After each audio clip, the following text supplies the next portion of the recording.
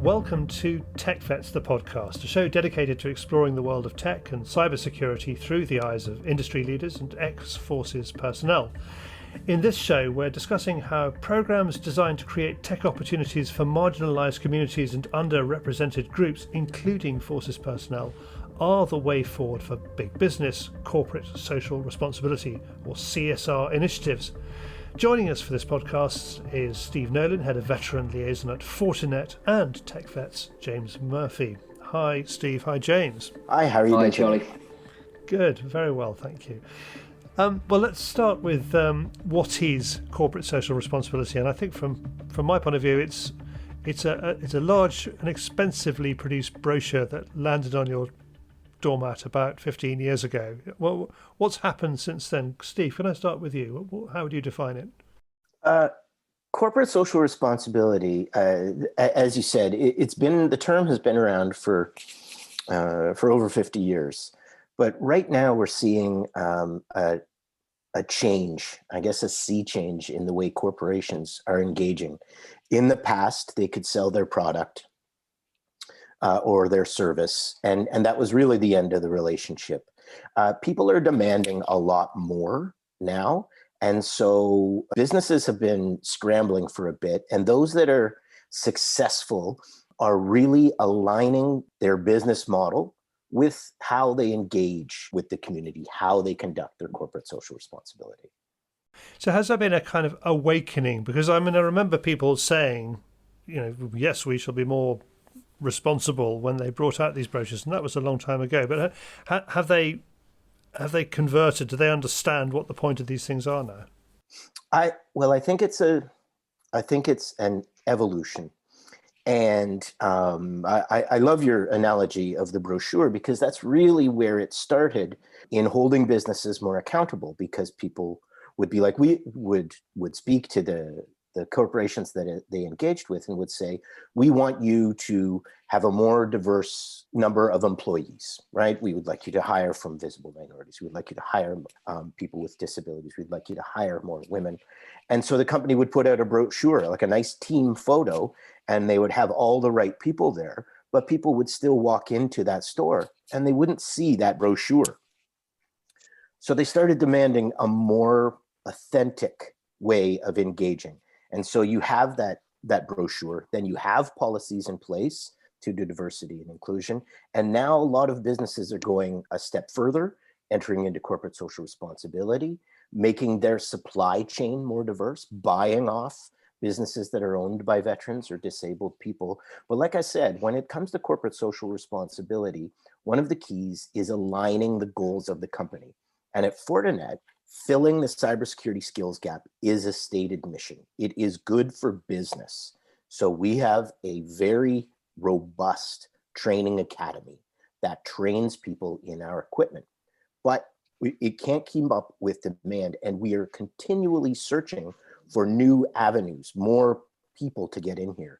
And originally it started with veterans, and veterans are a great fit for cybersecurity, security-minded, team-oriented, like to get the job done before finishing the day kind of thing, not necessarily saying, okay, it's 5 p.m., time to go kind of thing.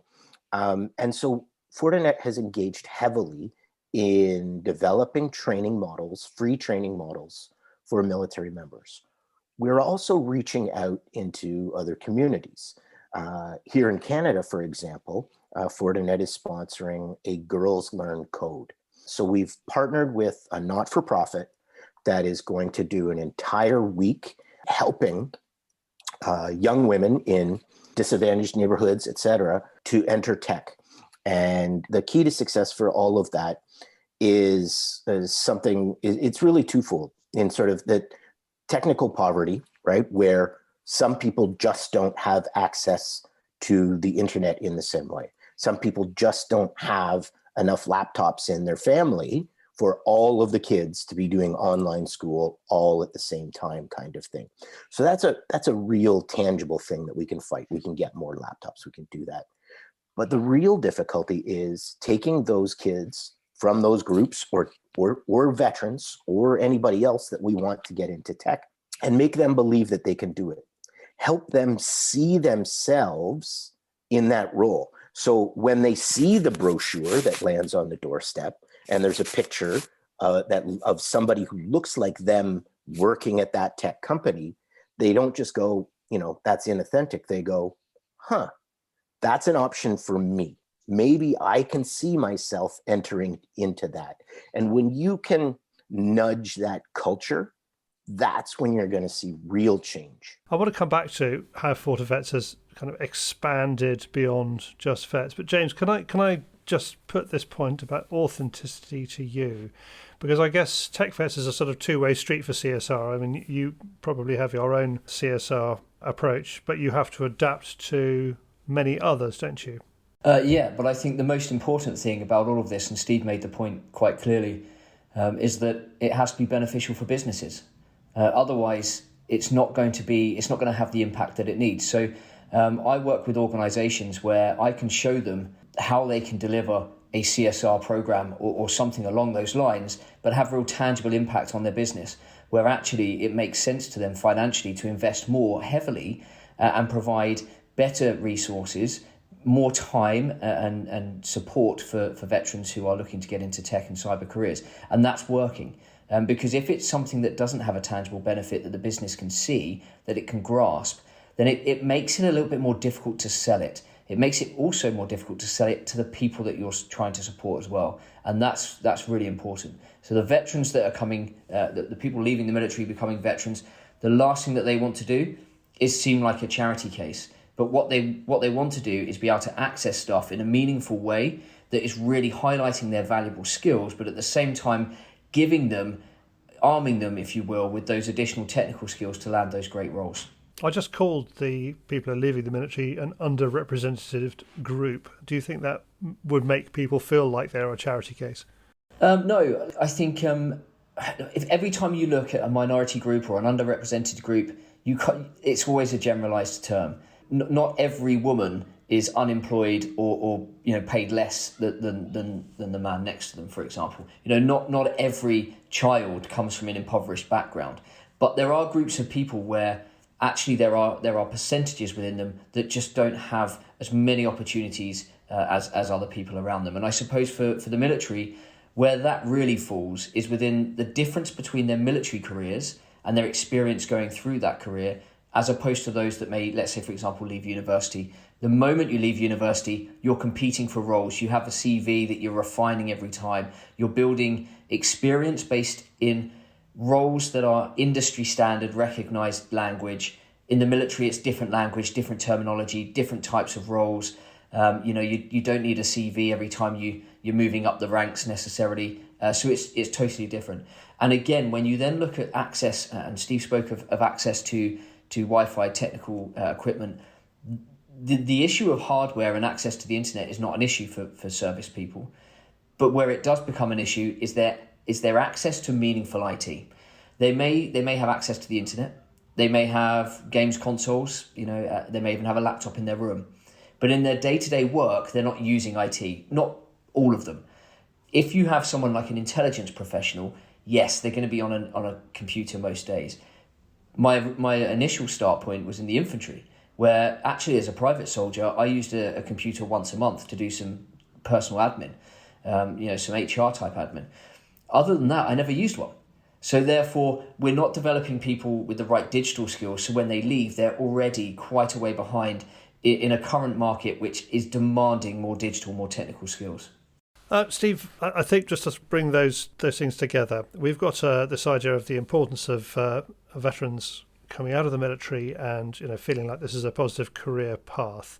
What worries me, I suppose, about CSR is there is a slight sense of the victim about it, and I think James has shown how he knocks that on the head. How does Fortinet make people feel good about the next step in their careers and not make them feel like they are, this is they're almost charity cases? That's a really interesting question, and it comes right back to all of the diversity and inclusion initiatives. It's been very interesting for me, certainly here in Canada, and learning about the UK and the United States about how each country treats their veterans slightly different. In the United States, veterans are a diversity and inclusion group, and not so here in Canada. But I've learned through some of the diversity and inclusion work that I've done that the real way to determine one of these groups that may need extra focus, not help, is that if that group can't see itself as part of another group. Cybersecurity wants to hire a lot of people, wants to hire vets, wants to hire women, but those groups don't see themselves as part of it. So you have this mutual interest.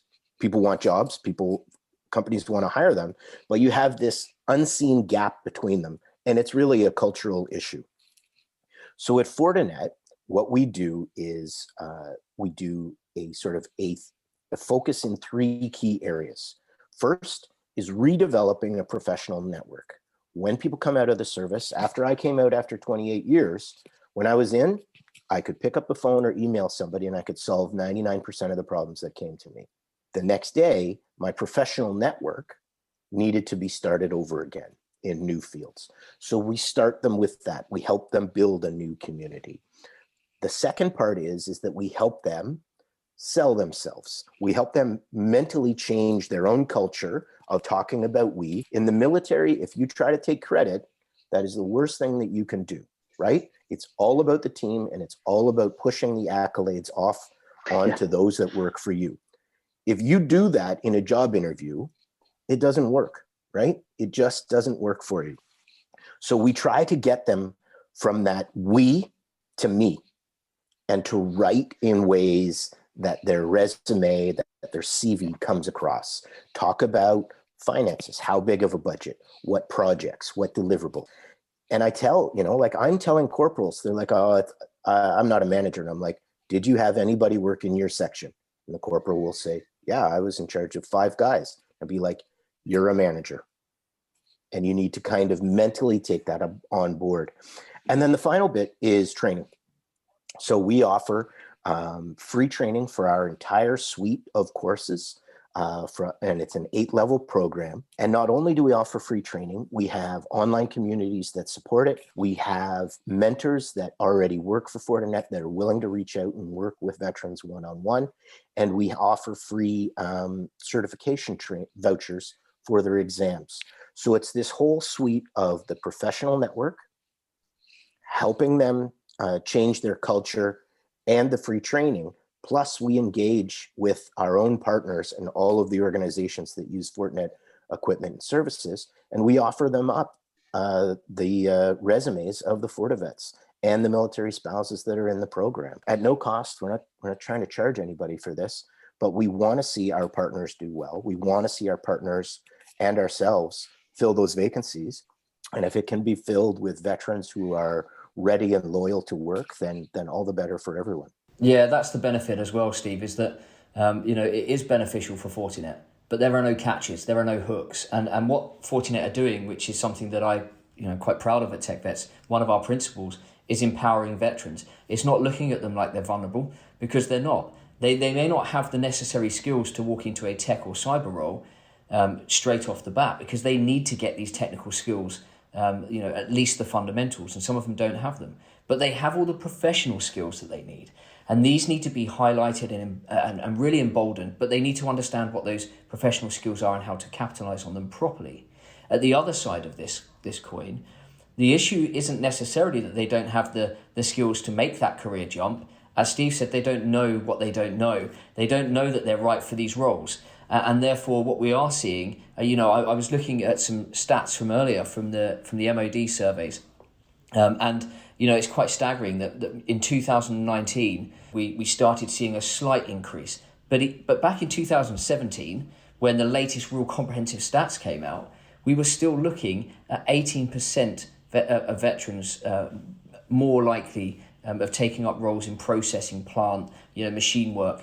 These are the roles that are going to be totally impacted by automation within the next 5 or 10 years, if not are already being redefined through robotics and machine learning. So it's just about empowering them to make these decisions now and take on a career that's got a lot more sustainability, rather than going down this route, which is going to lead them to underemployment in the next 2 or 3 years. One of the things Steve said, which I'm particularly interested in is people's attitude to the next stage in their career. And I think I'm right, Steve, you said that the military personnel who move on into the private sector have a sense of humility. I mean, I think we might call it, they're not blowhards. They don't boast about stuff. That has a sort of sense of social responsibility itself. Did I read that right? Is that what you said? Exactly, the culture and the type of person. I don't know too many people who joined the military for the money, right? It's not the top paying jobs. It's for a different reason. It's for a higher purpose. It's for teamwork. It's for all of that camaraderie. It is for all of those things. And one of the things that veterans have a lot of difficulty with is when they're moving on, they take the question of their next job and they make it very large. They turn it into a large problem of how do I solve the next career with one label? I was a sailor. I was a soldier. Now I need to be a security guard, all of these things.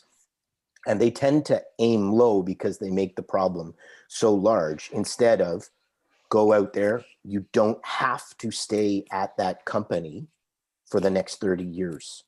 You can move on. You can grow. You can make mistakes. You can get training in one area, decide you don't like it, and move on. And these are real cultural changes that they sort of need to go through before that they can kind of make a very successful transition.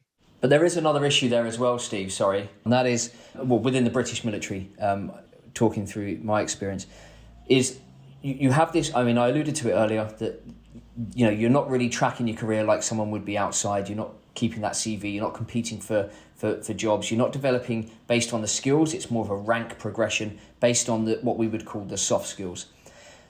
Therefore, when you come to leave, you're already a little bit behind the curve. But add to that the problem where service people are what we call signing off. They're quitting their job, in essence, handing in their notice. They have a year to serve that notice. They start accessing courses and money for courses and stuff within the last 3 months. But actually, in essence, it's like quitting your job without finding a new one first. And in a year's time, they've then got to land a job in a specific time period. If not, they're unemployed. And what I've seen from my experience at TechVets as well, working with the community so much, is that there's many people that won't take that leap of faith and jump on a 3-month program to get them into, let's say AWS, restart program, for example, because that 3 months is precious. And if they do that and it's not for them, then they've wasted that time in which they could have just nailed something that they know, i.e. the security guard stuff or the project management or the driving stuff, and but on the flip side, the other day we had a guy who literally posted saying, handed in my truck keys today, starting my second week as a cyber consultant. So it can happen. It can be. It's just trying to create that nice pathway, that bridge, which is what we use to help people understand they can do it. And I think one thing that I like about the Fortinet program is it's very aligned with TechVets, hence why the relationship was always so strong. Yeah, I find it very interesting too that the women and the men that are coming out of the armed forces they're underselling themselves. They have low expectations. They're incredibly grateful. I remember when I got my first job after 28 years in, I was like, thank you so much. Can I come over and wash your car? What can I do to kind of even this out, right? Because you've taken this big thing off my back. And but you were left in a cuddle. Yeah, right. There's but there's there are predatory, and I'd say predatory, and maybe that's not the right word, organizations out there that are quick to jump in front of somebody leaving the force and say, hey, you don't have a lot of options. You should sign with us, or you're not going to be able to pay your mortgage and stuff like that. And they start off with, if you've been in for a while, they're like, okay, you were a warrant officer or you were a sergeant, so your pension is this level. We'll pay you this much now, so that'll get you just above where you were before, which it really bothers me because they're actually discounting the military training and leadership and experience instead of paying a premium for it. Just on the subject James brought up about, I suppose you call it tech poverty, but is Fortinet able to reach into somebody's career in the services and say, you need to start your courses now if you're going to join us in a year or two's time? Do you do that kind of thing? So it's really interesting how the forces do IT training. So a lot of the Five Eyes community use Fortinet equipment and services. So there is training available to some of the women and men that are in IT, that are in the cybersecurity teams and that sort of thing. But they don't often get the certification. They get the training so that they can do the job, and they're a corporal in the IT section, and that's great. But when they go to leave, they say, I've been using Fortinet equipment for 5 years. And on their resume, it doesn't say that they're certified. And then the algorithm completely moves them aside and they don't even get an interview. So what we try to do is, as people are indicating that they're leaving, right? Because it's the other thing. We, in no way, shape, or form, I'm a veteran. Jay Garcia, who runs the program in the United States, he's a veteran. Our number one rule is we will not poach military members. We will not go in and say, you can make more money on the outside. I only want to talk to people who are that's exactly a steady the same leaving program. James, just tell me about poaching, because I suppose it's a charge which you must be very aware of. Do you have that similar policy? Yeah, 100%. It's definitely something that I don't want to do. If anything, I'm looking at ways in which I can aid the MOD in retention, because Steve mentioned that it's not about the money, but actually what we're looking at now is, in quite uncertain times, yes, there's been an increased confidence in employers, rebuilding their strategies for recruitment. We're not looking at that much job creation though, it's more job protection. So the opportunities are there. We're putting plenty into jobs, some good salaries, averaging roughly around £45,000 for a TechVets member landing a role, which is good. But then when you take off the cost of living in comparison to the military, it's not that much better. You're not getting out for absolute stardom and mega bucks. So we don't want to attract people out for the wrong reasons. If people get to the point where actually the little things in the military that didn't used to bug them are now starting to, then yes, it may be time for a change. And we can help people make those decisions, but in the right way. And again, we can allow them access to the Fortinet training through TechVets, but the idea there is to build their skills. And one of the reasons why we like to work with companies like Fortinet is because of the wide reach of the technology, including throughout the public sector. And again, same with Splunk and others. And we work with these for a reason, because we want people to build the skills and use them where they are. And for Fortinet, there's people that may be able to use those in their military career whilst they're still serving. That's really, really important, because if we pull them out of the military, we are doing a disservice to the organisation, which is actually not something we want to do.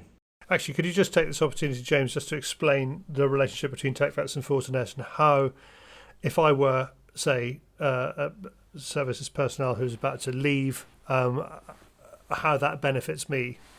Yeah, absolutely. Well, first and foremost, I think one thing that I was really drawn to when I first had my first conversation with Jay Garcia and Stephen Talent, who's recently left, we had a wonderful chat, and everything was aligned.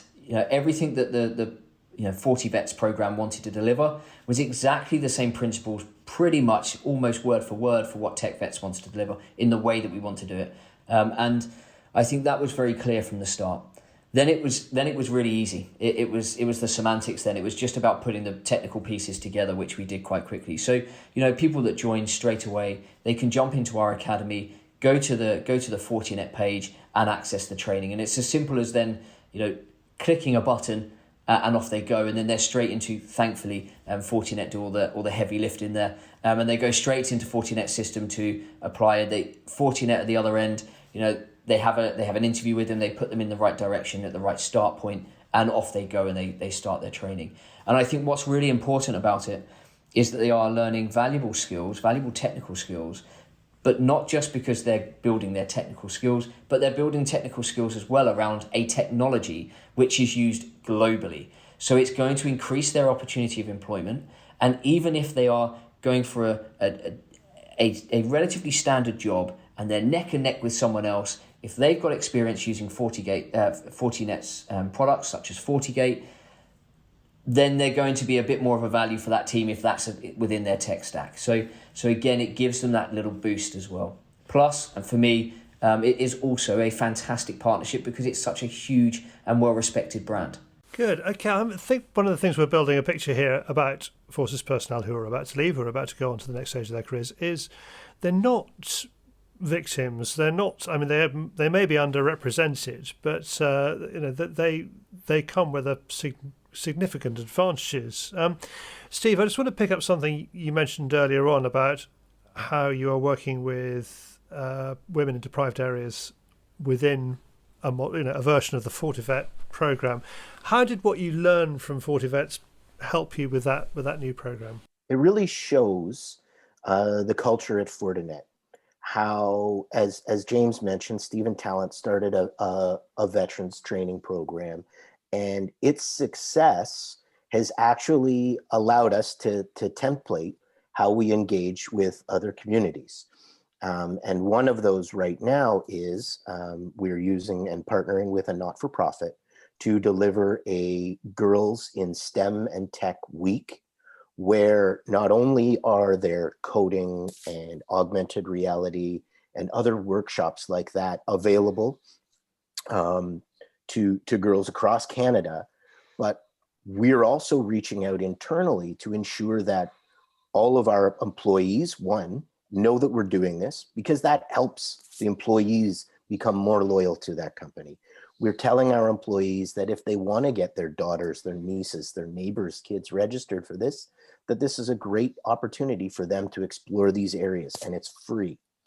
And the final bit is that because the culture at Fortinet is so good and these programs really stick, we're offering up volunteer spots so that we can have Fortinet employees, perhaps some of our sales engineers, some of our techs, they can do some training and be volunteers during this Girls Coding Week so that they can help the presenters and be just on site and answer some of the technical questions. And that way, what we've got is these girls, these young women, engaging in something new, being reinforced for something new, and seeing people on the Zoom call that actually do it at certain companies. Maybe seeing people that they know, maybe it's their neighbors, maybe it's their aunt or things like that. And that whole package, right, is a cultural one. And it wouldn't stick if we didn't have that culture at Fortinet, and it wouldn't stick if we didn't see a good aim, a good outcome in training more people in tech. What do girls in STEM have in common with Forces personnel who want to move on and get jobs? I would say the key thing is that both groups may not see themselves as having a tech career. All right. I will talk to veterans and I'll talk to young people as well. And I'll say, you should really do cybersecurity training. And they'll go, I don't think so. And I'm like, you don't just sit in your basement and drink Red Bulls and wear a black hoodie. These are actual real good jobs, and they're expanding. And the pandemic has shown a much greater need because people are going to work from home much more now. And that's a much bigger network that needs to be secured. The problems are becoming ever more complicated as well for people to solve in these teams in every organisation. And the issue that we've had for such a long time is a lack of diversity, a lack of diverse thought, which you get from different experiences. And I think that it can be boiled down to very simplistically, if I have a soldier in the army who's a male and a soldier in the army who's a female, and they have the exact same experience all the way through, their perceptions of that experience and the takeaways and the learned experience that they will have will be wildly different, because one's a male, one's a female, and within that as well, they've come from a different background, different families, different areas, they may have had different schooling. So this is something that needs to be really brought out as well. So whilst it's really important that we now tap into this group of people that can access this stuff, it's also, again, increasingly beneficial for these teams to have more diverse candidates to pick from. Are we talking about a kind of lack of empowerment here, or a lack of confidence? As I've been keeping this very much about CSR, but are those the two sides of CSR that we need to improve if we're going to get people flowing through into tech jobs more easily? I think it's the problem that we have at the moment is that we're expecting too much too fast. There are a lot of programs that are in train, but we're never going to see the results of those programs within weeks or months. That's going to be 10 years. So we have to be patient. I think where veterans come in is that actually they're already professionals with a load of skills that are very transferable.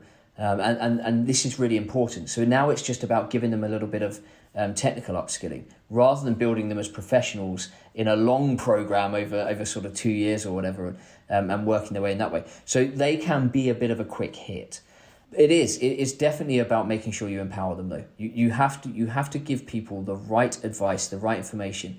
If you go to a group of people that aren't used to working in tech or don't commonly follow careers in technology, and you start talking lots of technical jargon, it doesn't really work.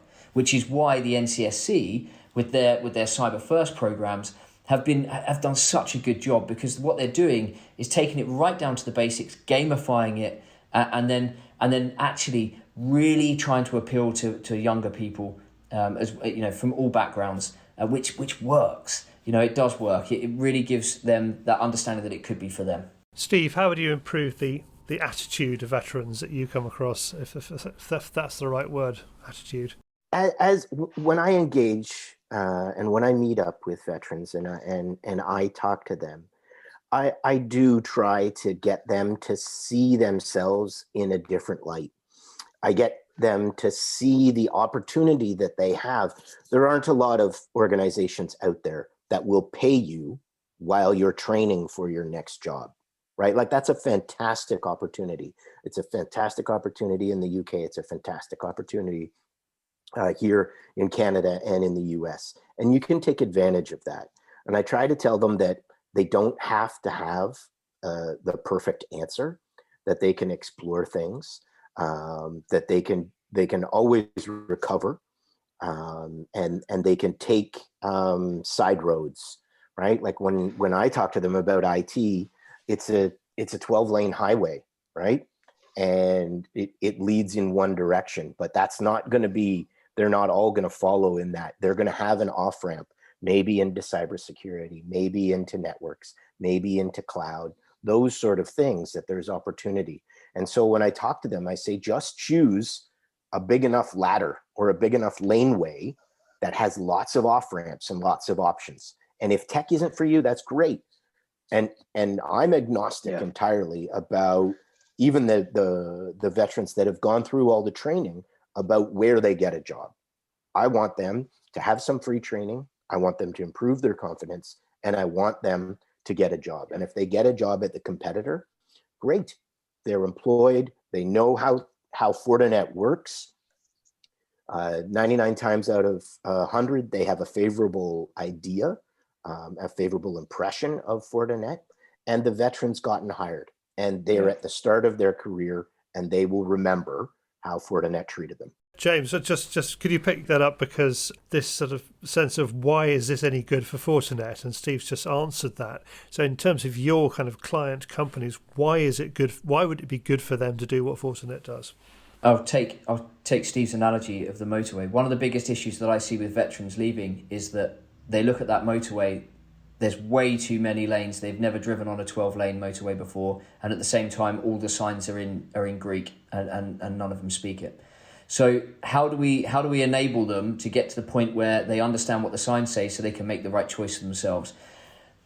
The issue that we have at the moment, we have talent we're hemorrhaging talent out of the military into underemployment. It's a real big issue, and I would argue, for me, that's often worse than the unemployment. Because this is something that can be so easily helped. Other companies can simply do this, and it's beneficial for them.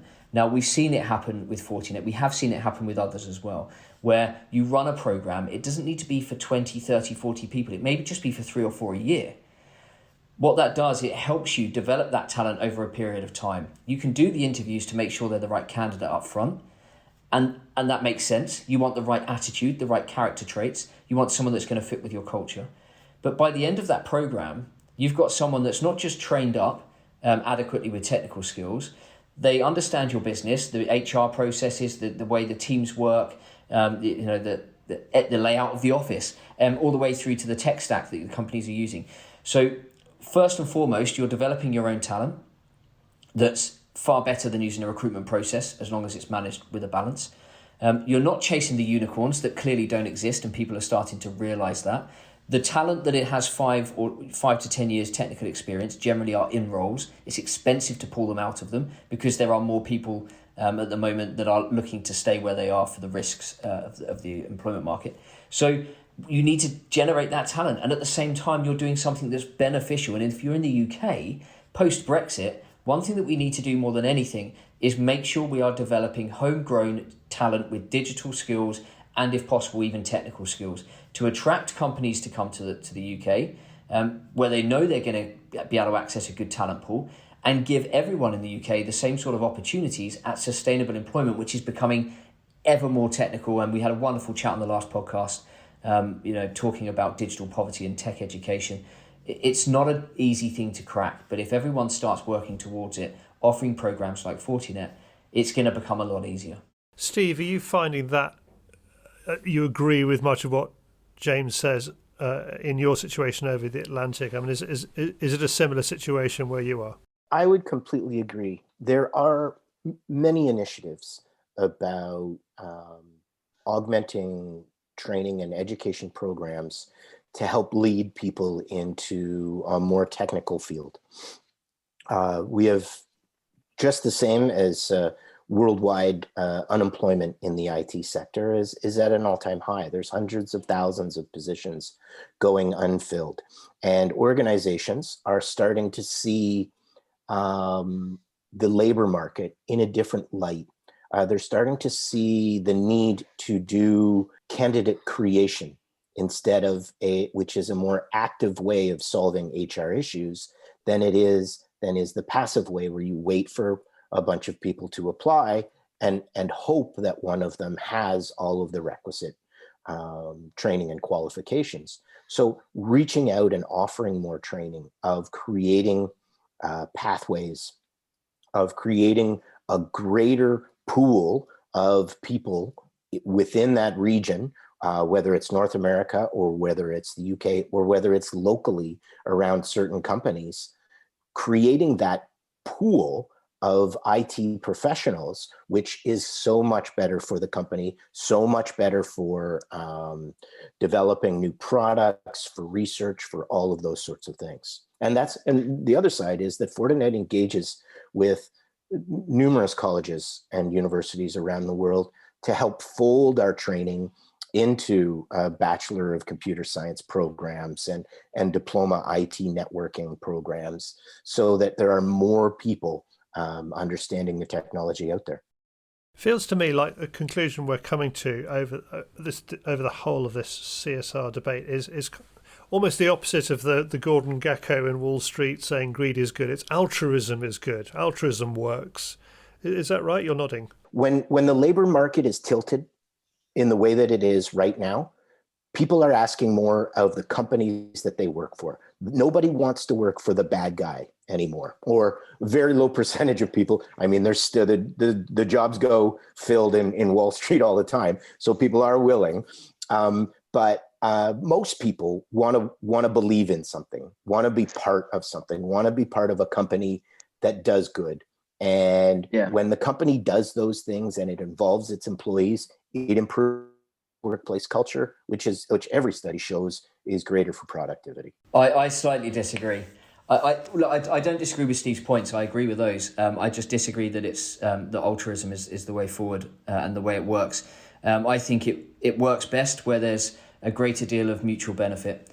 We are humans, and we're more likely by nature to invest in something more heavily if we can see there is going to be some form of return. Now, the way in which I think it works best at the moment is with organisations like Fortinet who do it with the right reasons, the right intention, and in the right way. If you do it with strong principles at the base of what you're delivering, then you will deliver something that is really, really good, and it's good for everyone.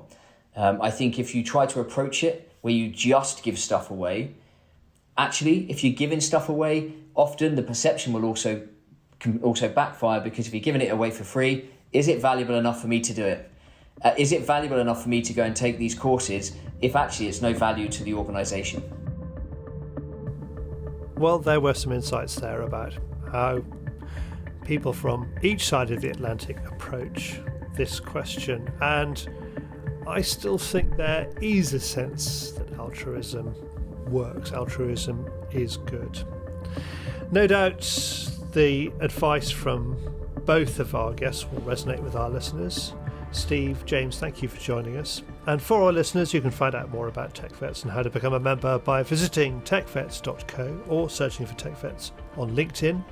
If you are a business owner or work for a company in the tech industry and want to find out how to get more veterans into your team, drop James Murphy a message via LinkedIn. You'll find all the contacts you need in the description for this post. We'll be back next month with our next TechVets podcast. Thanks for joining us.